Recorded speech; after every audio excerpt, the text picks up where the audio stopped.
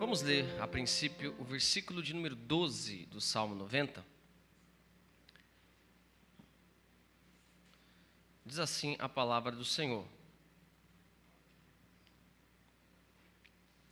Ensina-nos a contar os nossos dias, para que alcancemos coração sábio. Os irmãos podem também ler, todos juntos, meus irmãos, com bastante alegria, povo de Deus. Ensina-nos a contar os nossos dias, para que alcancemos coração sábio. Meus irmãos amados, estamos passando de fato por dias difíceis, dias em que muitas pessoas estão, como dizemos, como oramos aqui, muitas pessoas estão sofrendo, estão chorando por causa dos seus entes queridos. Terremotos em alguns lugares do mundo, guerras em outro, conflito Rússia, Ucrânia, Taiwan, China, o terremoto na Turquia. Em tantos lugares, o nosso país mesmo, o crime organizado. Em alguns lugares do Brasil morrem tantas pessoas como em contextos de guerra. Fato é que existem muitas explicações bíblicas para estas coisas. Não haveria tempo de mencionarmos, de estudarmos todos esses aspectos somente em uma mensagem. Mas pelo menos uma coisa é importante, e pelo menos para uma coisa, e para a coisa que esse texto aponta, todas essas coisas que estão ocorrendo são importantes. Tudo isso demonstra como a vida humana é breve.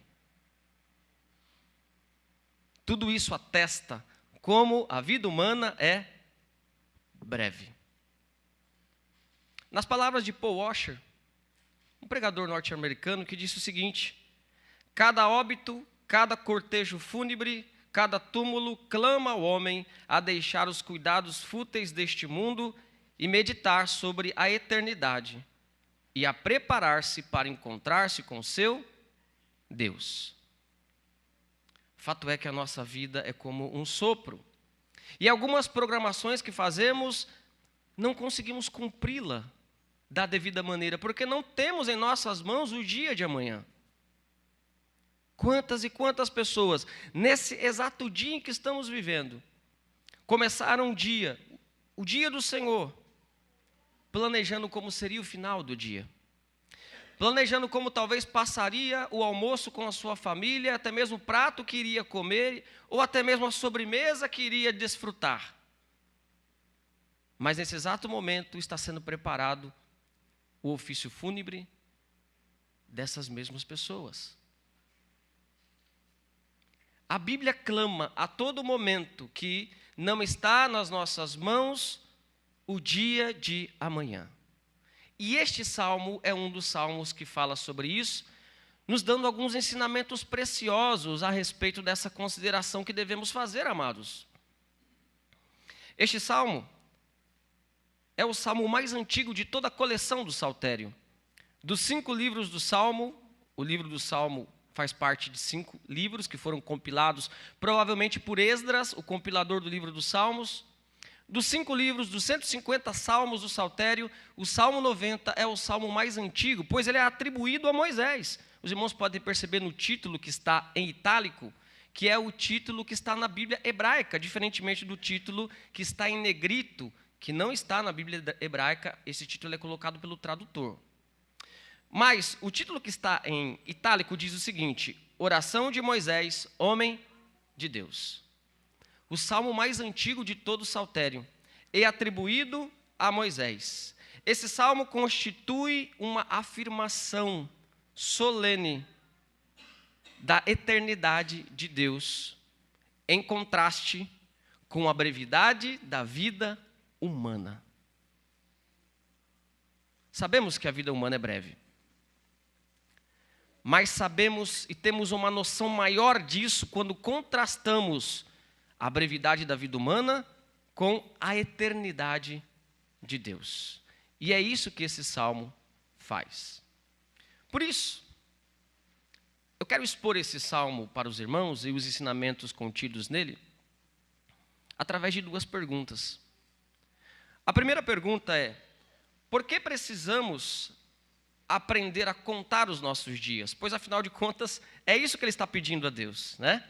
Ensina-nos a contar os nossos dias para que alcancemos coração sábio. Então, a primeira pergunta é: por que precisamos aprender a contar os nossos dias? E devemos entender aqui que contar os dias não significa fazer a conta ali, né? Porque isso nós sabemos, até por isso nós sabemos quem são os aniversariantes desse mês e assim por diante. Mas contar os nossos dias aqui é pedir ao Senhor que nos ajude a entender como os nossos dias são breves. Então, este versículo, assim, de uma forma mais explicada, ficaria dessa maneira: nos ajuda a contar os nossos dias. Ou seja, Senhor, nos ajuda a entender como a nossa vida é breve. Como os nossos dias são breves. Essa oração é necessária, e esse pedido por ajuda do Senhor para que nos ajude a contar os nossos dias, ou seja, a entender como a nossa vida é breve, ela é necessária especialmente à luz do que Moisés vai dizer no contexto anterior, até chegar a esse versículo 12. Esse versículo 12 é como uma dobradiça dentro deste salmo, em que o contexto que vem antes dele aponta para a eternidade de Deus e para a brevidade da vida humana, e dá todo o sentido para esse pedido que é a dobradiça: Senhor, me ajuda a entender que a vida humana é breve. Vamos observar isso? Versículo 1 e 2, observem o salmo, abra sua Bíblia ou observe naquilo que está sendo exposto. Diz o seguinte: Senhor, Tu tens sido o nosso refúgio de geração em geração. Veja que ele usa o termo geração a geração para dar essa ênfase na eternidade de Deus. As gerações passam, as pessoas morrem, as pessoas se vão, e Deus tem sido o nosso refúgio desde sempre, Ele é eterno. Versículo 2: antes que os montes nascessem e se formassem, a terra e o mundo, de eternidade a eternidade, Tu és Deus. Ele sempre foi, antes que tudo existisse. Mesmo quando não havia o cronos, o tempo, Deus é atemporal, já estava fora do tempo, vendo todas as coisas. Mesmo no dia em que nada existia, Deus já existia. Ele nunca nasceu. Nós não conseguimos compreender isso, mas nós sabemos plenamente que isso é verdade.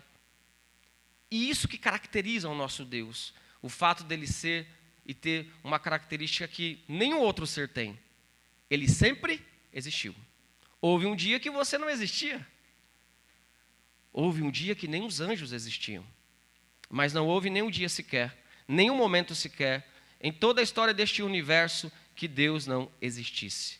De eternidade a eternidade. Veja como Moisés, o salmista, ele vai enfatizando isso. Observe, por exemplo, no verso 3, que agora do verso 3 até o verso 6, ele ressalta a brevidade da vida humana. Como a vida humana é breve. Observe. Tu reduzes o homem ao pó e dizes: tornai filhos dos homens. Quer dizer, é o Senhor que faz com que o homem perca a vida. Essa daqui é uma metáfora, como se Deus estivesse dizendo assim: você que está vivo pode voltar ao pó. Ele que tem esse poder, Ele que tem esse domínio. E o texto continua dizendo o seguinte: pois 1000 anos aos teus olhos são como o dia de ontem que se foi, e como a vigília da noite. Dentro do contexto, esse texto quer dizer o seguinte: que mesmo uma pessoa que viva muitos anos, não é nada diante de Deus. Os longos anos de uma pessoa idosa diante de Deus ainda é breve, ainda é um momento breve. Aquilo que é muito para nós, para Deus, não é, por conta da sua eternidade. Veja o versículo de número 5. Tu os arrastas na torrente, está falando dos seres humanos. Deus faz isso. São como um sono, como a relva que floresce de madrugada. 6. De madrugada viceja e floresce, à tarde murcha e seca. Assim como uma planta que olhamos, hoje está com toda a sua beleza e todo o seu vigor, mas amanhã já está morta. Assim é a vida do ser humano. A vida do ser humano é breve, especialmente quando contrastada com a eternidade de Deus. O salmista está fazendo essa reflexão maravilhosa. Versículo 7 e versículo 8 demonstram, inclusive, a relação entre a própria ira de Deus e a brevidade da vida humana. Porque, segundo o salmista, há uma relação entre a ira de Deus e a brevidade da vida humana. Qual relação é essa? O pecado. O pecado do ser humano traz a ira de Deus, e a ira de Deus traz a extinção da vida humana, que eu digo dilúvio, em que Deus extingue a vida humana na terra por conta do pecado. Por isso, há uma ligação estreita entre o pecado, ira e a brevidade da vida humana. Muitas pessoas, inclusive, não vivem muito, inclusive nessa terra, porque esquecem dos mandamentos do Senhor. Ou o quinto mandamento não diz isso? Obedecei os vossos pais, para que se prolonguem os vossos dias na terra.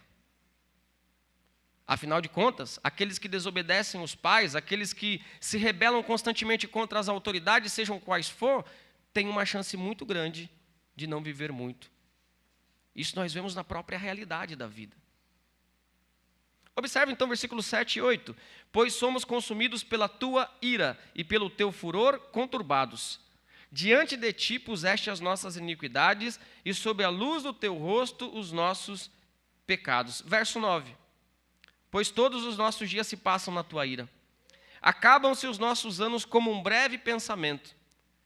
10.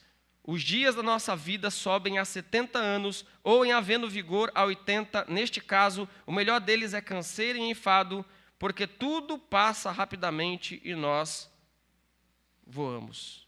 Mesmo os dias que se prolongam nessa terra são dias cheios de aflição, cheios, embora de alegria, mas também de elementos de tristeza. Veja, o salmista está comparando a eternidade de Deus com a brevidade da vida humana. Versículo 11. Quem conhece o poder da tua ira? E a tua cólera, segundo o temor que te é devido? Essa é uma pergunta retórica. O salmista não está perguntando para a gente isso. É uma pergunta retórica, cuja resposta é ninguém. Ninguém conhece a ira de Deus, nem a cólera de Deus. Dentre os seres humanos, ninguém pode conhecer, a não ser Jesus Cristo, nosso Senhor, que conheceu a ira de Deus. E aí chega a oração, do versículo de número 12. Diante de tudo isso, ó Senhor, nós devemos então aprender a contar os nossos dias. Ou seja, diante da brevidade da vida humana e da eternidade de Deus, nós devemos entender e pedir para Deus que nos ensine a entender que a nossa vida é breve. Irmãos, o ser humano aprendeu a contar muitas coisas. Nós sabemos contar os nossos anos. Até uma criança sabe dizer a sua idade. Os cientistas podem, de certa maneira, contar até mesmo o número de galáxias que há em todo o cosmos, em todo o universo. Mas o ser humano não consegue por si só, sem o poder e a ajuda do Espírito Santo, contar os seus dias, de acordo com esse texto aqui. Ele não consegue ter a noção de que sua vida é breve, se o Espírito Santo não o iluminar para isso. Por isso, irmãos, é que Moisés está pedindo, ensina-nos, Senhor. Se fosse algo que nós já sabemos fazer, o texto não diria, ensina-nos, Senhor. Ensina-me a entender que a minha vida é breve. Ensina-me a entender que a minha vida é como a erva do campo. A ideia aqui é ensina-me, pois eu não sei fazer isso. Pois eu tenho a tendência de viver como se eu fosse existir para sempre. E essa é uma mentira do nosso coração. O dia de amanhã não nos pertence. Por que precisamos aprender a contar os nossos dias? Primeiro, então, porque nós não sabemos. Essa é uma graça especial que é derramada sobre os filhos de Deus, dando consciência a essas pessoas para que elas entendam a brevidade de sua vida. E a partir do momento que elas entendem isso, elas vão tomar atitudes que correspondem a esse entendimento. E aí partimos para a segunda pergunta importante. Para que precisamos aprender a contar os nossos dias? Para que é diferente de por quê. Os professores de português sabem disso, né? Aqui, né? Para que é diferente de por quê. Por que precisamos aprender? Por quê? Porque nós não conseguimos por nós mesmos. Mas para quê? Para que serve isso? Para que serviria um tipo de conhecimento e de entendimento de que a nossa vida é breve? Para quê, irmãos? O texto vai dizer, né? Versículo 12, coloca aí, por favor. Para quê? Para quê? O texto responde: ensina-me a entender como a minha vida é breve, a entender que eu não tenho poder sobre o amanhã, a entender que tu és eterno, mas eu sou como a erva do campo. Ensina-me isso, Senhor, pois eu não sei por mim mesmo. Para quê? Qual o objetivo disso? Para que eu tenha um coração sábio. Em outras palavras, meus irmãos, para que eu seja sábio, para que eu tenha sabedoria. Afinal de contas, o que é uma pessoa sábia? De acordo com esse texto. É a pessoa que sabe fazer muitos cálculos matemáticos? Não. É a pessoa especialista em algum tipo de ciência? Não. Uma pessoa pode não ser nem alfabetizada e ter essa sabedoria do texto. E você ou pode se perguntar: como que entender a brevidade da minha vida pode me tornar uma pessoa sábia? Você quer ver um exemplo? Se você soubesse que você teria só uma semana de vida, você teria as mesmas atitudes que você tem agora? Se você soubesse, você vai ter uma semana de vida, tem uma semana. Você teria e levaria a sua vida da mesma maneira que você está levando agora? Isso significa que a noção da brevidade da vida nos dá novas atitudes, porque a noção da brevidade da vida nos ajuda a priorizar aquilo que é prioritário. Com certeza, se tivéssemos uma semana, nós deixaríamos as coisas efêmeras dessa vida de lado. Quer dizer, se tivermos temor de Deus, né? Porque se não tivermos também, tem gente que fala assim, vou aproveitar a vida aí, né? Eu estou falando de quem tem um pouco de noção. Uma pessoa que tem um pouco de noção, e ela é avisada que tem uma semana de vida, provavelmente ela vai reunir a sua família e vai falar assim, olha, agora eu vou deixar essa semana todinha para eu me dedicar a vocês, porque eu tenho passado a vida sem me preocupar com vocês. Ou ela talvez procuraria até o pastor da igreja, pastor, eu tenho só uma semana. Será que a gente pode resumir os catecúmenos em uma semana? E a gente pode, viu, irmãos? E se você quiser, a gente faz.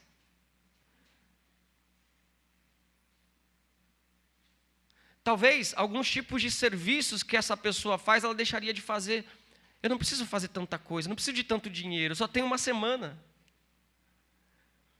É por isso que esse texto está dizendo que uma vez que Deus nos dá a noção de que a nossa vida é breve, de que não somos donos do tempo, de que o amanhã não nos pertence, nós haveremos de ser mais sábios em nossas escolhas, nós haveremos de priorizar aquilo que é prioritário, haveremos de elencar as prioridades de nossa vida e elevar aquilo que é mais importante, haveremos de dar mais importância a Deus, haveremos de dar mais importância à família e a elementos que não dávamos importância em outros contextos.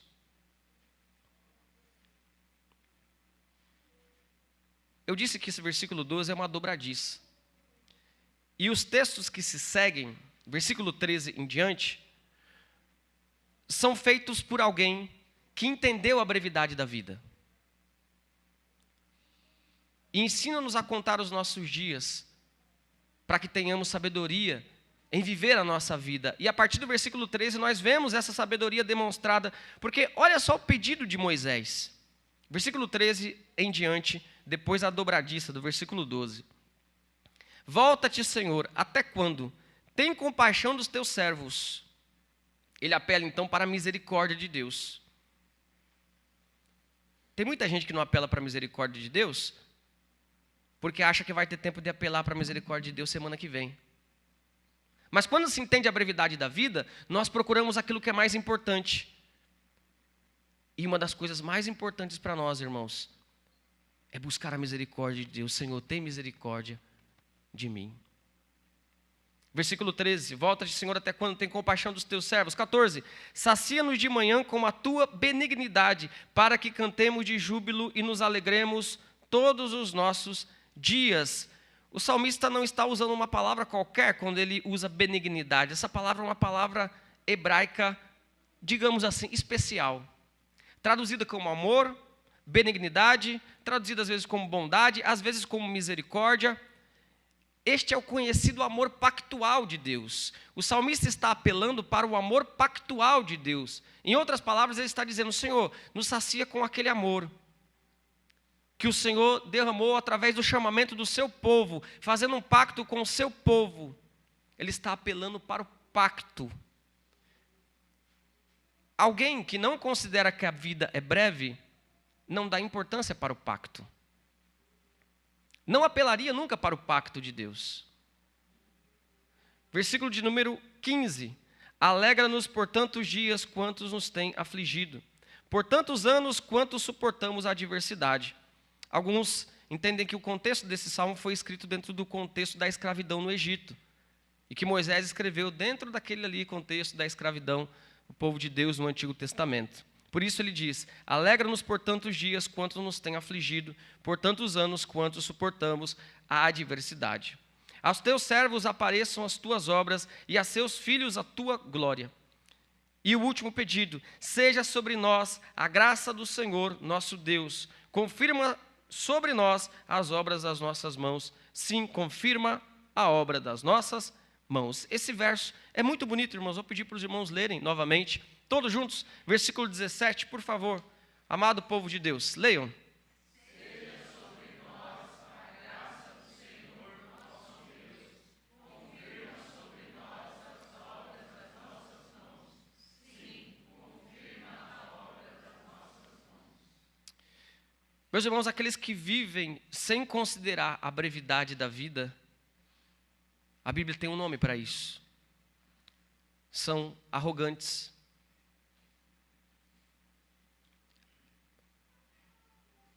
O próprio texto bíblico vai dizer que são tolos e arrogantes aqueles que vivem como se fossem viver para sempre. E veja, há algumas coisas nessa vida que nos dão a falsa sensação de que nós temos poder sobre a nossa vida. Dinheiro, poder, os prazeres.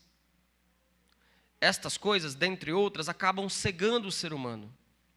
E veja, muitas pessoas que são ricas, elas não levam em consideração muitas vezes que a vida delas não está na mão delas. Não é verdade, meus irmãos?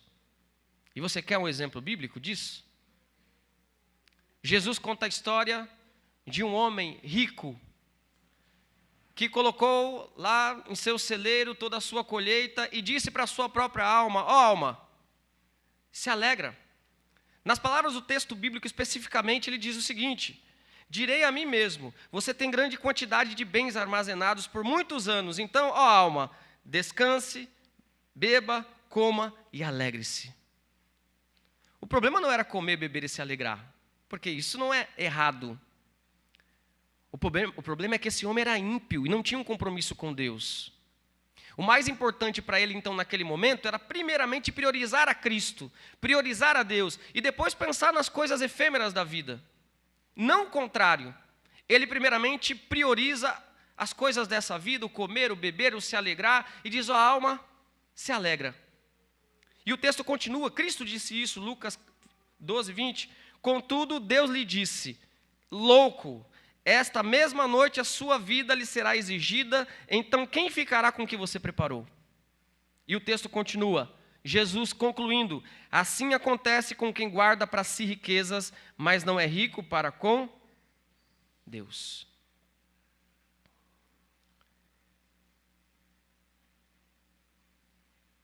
Este homem não pediu a Deus e não aprendeu a contar os seus dias. Por isso ele não teve um coração sábio. Quando nós pedimos a Deus humildemente que nos ajude a entender isso, amados irmãos, através dessa noção da brevidade da nossa vida e da eternidade de Deus, então, nós tomamos as decisões mais acertadas. O que é prioridade para nós hoje? O que não podemos deixar para amanhã? Nós pensamos, que decisão vai mais glorificar a Deus nesse momento? Deixamos as coisas efêmeras para depois, porque depois elas podem ser tratadas. Nós priorizamos aquilo que é prioridade. Irmãos, a Bíblia vai dar diversas advertências semelhantes a essa. E a razão pela qual a Bíblia insiste, Deus insiste em nos advertir, entre elas é porque nós insistimos em esquecer disso. Nós insistimos em pensar que nós temos o controle. Várias e várias advertências conhecidas da Escritura, por exemplo, Eclesiastes 12:1. Lembra-te do teu Criador nos dias da tua mocidade. Faça aquilo que você tem que fazer para glorificar a Deus, antes que venha dias que você não vai conseguir fazer. Eu vou servir a Deus lá quando der tempo. E muitas pessoas estão impossibilitadas de servir a Deus hoje e olhando para o passado e pensando: eu achei que teria tempo. Eu achei que eu teria saúde. Eu achei que eu teria oportunidades. E a história se repete. Apesar de todas as advertências, apesar de todos os avisos, a história tende a se repetir. A história se repete. As pessoas se esquecem de que não estão no controle. Se esquecem de que Deus está no controle de tudo. Se esquecem de priorizar o reino de Deus acima de todas as coisas. Louco, essa noite pedirão a sua alma, e o que você tem para quem vai ficar? O dinheiro, os bens, os imóveis, coisas boas, mas para quem não tem um compromisso com Deus, não valem de nada. Por isso, amados irmãos, nós devemos então aproveitar todas as oportunidades que Deus nos dá. Aproveite as oportunidades que Deus te dá. As oportunidades, na maioria das vezes, não voltam. E eu diria que até as oportunidades nunca voltam da mesma maneira, no mesmo contexto em que elas aparecem. Por isso, nós podemos fazer a nossa própria versão desse versículo. E eu vou dizer aqui e os irmãos repetem. Tudo bem? Ajuda-nos a entender que a nossa vida é breve, para que vivamos com sabedoria. Irmãos, vivamos, portanto, não pela comida que perece, mas vivamos pela comida eterna. Olhemos, portanto, nas palavras do apóstolo Paulo, não para as coisas que são passageiras, mas para as coisas que são eternas. Este mundo é muito mais do que aquilo que a gente pode ver. E a própria essência desse mundo é espiritual. E não esperemos para chegar aquele grande dia em que todas as pessoas irão, de certa forma, reconhecer que Jesus é o Senhor. Não esperemos para reconhecer que Jesus é o Senhor nesse dia. Pois somente estarão com Cristo para sempre aqueles que agora, pela fé, sem ver, reconhecem que Jesus Cristo é o nosso Senhor. Por isso hoje você tem a oportunidade.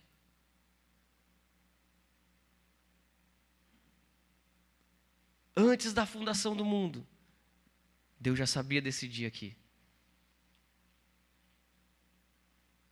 E Deus já sabia que você teria essa oportunidade. Você tem a oportunidade, se você não é cristão, de ter um encontro com Jesus Cristo. Você tem a oportunidade, se você é um cristão, mas está vivendo no pecado, de se retratar com Jesus Cristo agora. De perdoar. Talvez você esteja guardando alguma mágoa em seu coração. Talvez você esteja postergando isso. Não, acho que um dia, daqui a uma semana, daqui a 2 semanas, o ano que vem. Nas férias. Não. Está no teu poder a vida? Está no nosso poder a vida? Não, então nós temos que fazer aquilo que é prioridade agora, irmãos amados. Sirva a Deus. Vocês que são crentes em Cristo Jesus, aproveite enquanto vocês podem. Se há um culto, participe. Quem dirá que teremos oportunidade amanhã? Se há uma oportunidade de servir a Deus na igreja, tem tantas áreas da igreja precisando de serviço. E às vezes as pessoas não servem porque vão deixando para depois. Não tem interesse. E é triste dizer, irmãos, muitas pessoas fariam isso por dinheiro. Simplesmente. Se lhe fosse oferecido um determinado valor para participar de alguma coisa, elas fariam. Elas não dariam nenhuma desculpa de tempo, elas não dariam nenhuma desculpa de programação. Não posso participar, não tenho tempo. Eu tenho outra programação. E se eu te desse R$1.000 para você participar? Opa, eu acho que eu vou arranjar um tempinho. Claro, ninguém vai confessar isso, mas o ser humano é assim. E se isso acontece, se isso pode ser uma realidade, isso é grave. Significa que nós estamos servindo simplesmente a nós mesmos e não a Cristo. Você pode não ter a mesma oportunidade que você tem hoje. Podemos não ter a mesma oportunidade que nós temos hoje. Por isso, finalizando essa mensagem, que Deus te dê sabedoria, que Deus te ensine, ilumine o seu entendimento, para que você entenda que o controle da sua vida não está nas suas mãos. E a partir desse pressuposto, para que você tome decisões sábias, priorize aquilo que é prioridade. Esqueça daquilo que é efêmero. Às vezes você está gastando tempo, energia com coisas que são efêmeras. E o principal, a sua alma, talvez a sua família, coisas mais importantes você está deixando para depois. E eu faço um apelo especial para você, que não é cristão ainda. Se entregue a Jesus Cristo. Se entregue a Jesus Cristo hoje, com todo o seu coração. Eu digo hoje porque, irmãos, esse texto está dizendo que amanhã a gente não sabe. Entregue o seu coração hoje a Jesus Cristo. Coloque um compromisso no seu coração hoje. Como é que eu faço para ser membro da igreja? Vamos participar dos catecúmenos. Não vou participar esse ano, o ano que vem. Meu Deus, nós nem sabemos o que vai acontecer ano que vem. Olha a pandemia, e quem sabia que ia acontecer isso? Se dissessem para nós que ia acontecer isso, a gente duvidaria. E está mais do que provado, meus irmãos, através de todas essas circunstâncias, que nós não temos poder nenhum em nossas mãos. Por isso, faça agora. Entregue-se a Jesus Cristo de todo o seu coração. Aqui está uma comunidade cristã, que foi levantada aqui, não sem razão, para nos dar a oportunidade de aprendermos, de refletirmos, de sararmos as nossas feridas, e de inclusive convivermos com os erros dos nossos irmãos. Pois se os irmãos não tivessem erros, para que perdoar? Deus só deixou a graça do perdão porque nós seríamos ofendidos pelas pessoas, inclusive por irmãos. Essa é a realidade. E quando nós temos então essa sabedoria, meus amados irmãos, nós conseguimos priorizar. Isso aqui é prioridade. Primeiro isso. O resto, não é isso que Jesus disse no Sermão da Montanha? Busque o reino de Deus e a sua justiça, e as demais coisas serão acrescentadas.